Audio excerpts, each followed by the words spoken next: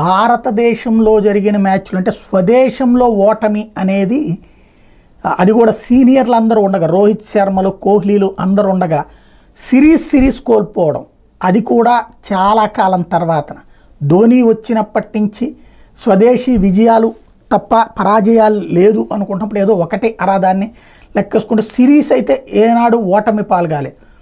ఆ తర్వాత కోహ్లీ అయినా ఇట్లాంటి సిచ్యుయేషన్లో ఉంటే ఇప్పుడు ఒక దారుణమైనటువంటి పరాజయాన్ని మూటగట్టుకున్నటువంటి వేళ యువరక్తం మాత్రం భారత్ సత్తాని చూపెట్టింది. బాది వదిలిపెట్టి విజయాన్ని సాధించి పెట్టింది.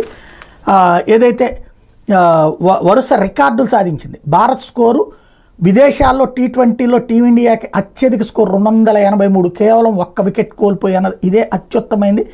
దక్షిణాఫ్రికాలో ఒక జట్టు చేసిన అత్యధిక స్కోర్ కూడా ఇదే కావడం, అది కూడా ఏదో బచ్చాగాల మీద కాదు గెలవటం, దక్షిణాఫ్రికా లాంటి దాని మీద 283 పరుగులు చేయడం అన్నటువంటిది కీలకమైంది.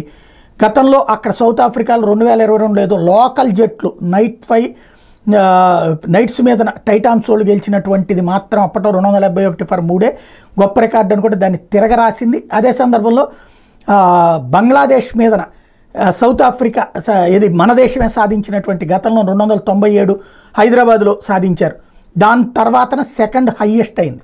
అదే సందర్భంలో మరొక వైపున శాంసన్ వచ్చేటప్పటికి ఒకే క్యాలెండర్ ఏడాదిలో ఈ 2024లోనే 3 T20 సెంచరీలు సాధించినటువంటి తొలి ఆటగాడిగా రికార్డులు సాధించారు. ఒకప్పుడు సెహ్వాగ్ లాంటి వాళ్ళు, సచిన్ టెండూల్కర్ గురించి చెప్పుకునే వాళ్ళం. ఇప్పుడు అవి రికార్డుల్ని తిరగరాస్తున్నటువంటి కోహ్లీల గురించి ఆ రికార్డులు తిరగరాస్తున్నటువంటి పరిస్థితి. అదే సందర్భంలో అంతర్జాతీయ T20 ఇన్నింగ్స్లో 2 బ్యాటర్లు, అది కూడా ICCకి సంబంధించినటువంటి సభ్య దేశాల్లో ఒకేసారి సెంచరీలు చేయడం అనేది T20లో ఇదే మొదటిసారి.